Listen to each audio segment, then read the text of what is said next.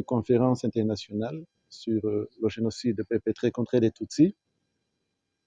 Comme on l'a dit, ça fait 30 ans. Et tout le monde le sait, ou bien les adultes savent plus ou moins ce qui s'est passé. Mais quand on regarde aujourd'hui la jeunesse, la plupart des jeunes sont nés après le génocide. Beaucoup de choses se sont passées depuis. Et nous, 30 ans après, on a trouvé que c'était intéressant et important de revenir 30 ans après pour discuter de cette tragédie. Cette tragédie qui a coûté la vie à 1 million de personnes. Il faut qu'on se pose des questions. Comment est-ce que cela a pu arriver? Il faut qu'on parle des faits. Il faut qu'on parle de la genèse. Il faut qu'on situe les responsabilités. Qui a fait quoi, qui n'a pas fait quoi. Il faut qu'on puisse y voir un peu plus clair quel est le rôle de la communauté internationale, quel est le rôle des Rwandais eux-mêmes, quel est le rôle de soi-disant amis du Rwanda qui étaient là mais qui n'ont rien fait. Il faut se poser toutes ces questions. Il faut aussi parler de ces gens qui ont été assez courageux en fait pour s'opposer au génocide et dont, comme on l'a dit, le casque bleu africain, dont le contingent sénégalais, avec nos amis qui étaient ici, qui malheureusement ont perdu leur frère d'armes, le capitaine Baïdiagne. Ces gens-là, ce sont des gens qui ont dit non à des ordres qui les empêchaient d'aller sauver les gens. Ça, ce sont des comportements exemplaires qui doivent en fait servir d'exemple à la nouvelle génération. Parce qu'on sait qu'on n'est jamais à l'abri d'un génocide, on n'est jamais à l'abri des massacres.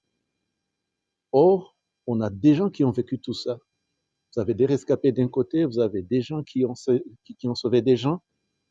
Ces gens doivent venir pour témoigner. Il faut que la jeunesse d'aujourd'hui puisse comprendre qu'il y a le terme héros. Ce n'est pas un terme fictif. Ça existe à côté de nous, avec nous. Ce sont les anciens qui sont ici. Les anciens camarades du capitaine Baïdiagne ne doivent pas seulement inspirer les Sénégalais, ils doivent inspirer toute la jeunesse africaine. Comment on peut dire non à celui qui te dit de faire du mal, ou bien à quelqu'un qui te dit de ne rien faire? Donc, ce sont toutes ces questions que nous devons aborder.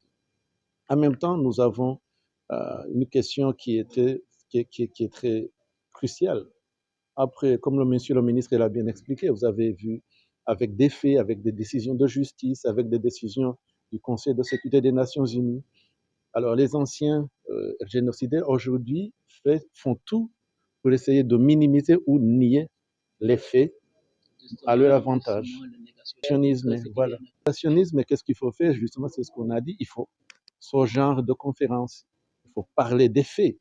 Il ne faut pas inventer. Il ne faut pas parler des théories. Il faut dire ce qui s'est passé avec des dates, avec des noms, avec des chiffres, avec des témoins qui étaient là.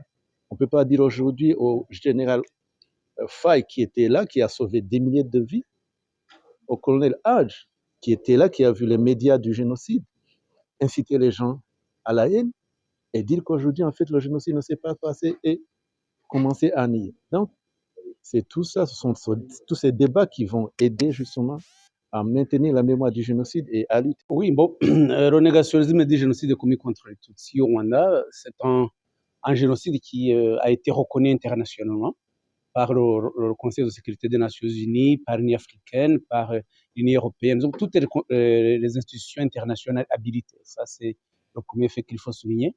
Mais malgré cela, il y a toujours des acteurs négationnistes qu'on trouve dans beaucoup de milieux. Il y a des milliers de journalistes, et notamment des journalistes camerounais, Charles Nana, Alain Foucault, Marie-Roger Bilowa. Et on en trouve dans le milieu des intellectuels, quelques professeurs d'université, notamment des professeurs belges qui ont fait partie de l'histoire coloniale, qui ont travaillé avec le régime et qui a perpétré le génocide au Rwanda, et dans des milieux des ONG. Donc, le négationnisme, on en trouve dans ces différents milieux. Et la difficulté, c'est que aussi des génocidaires, j'en oublie, des génocidaires qui ont été condamnés par le tribunal pénal international pour le Rwanda, et leurs familles, et leurs amis, ils en profitent, malgré les condamnations, à pouvoir publier des ouvrages. On a des ouvrages publiés par des personnes condamnées par la justice internationale. Et on en trouve même dans des milieux religieux, des milieux missionnaires catholiques, protestants, musulmans.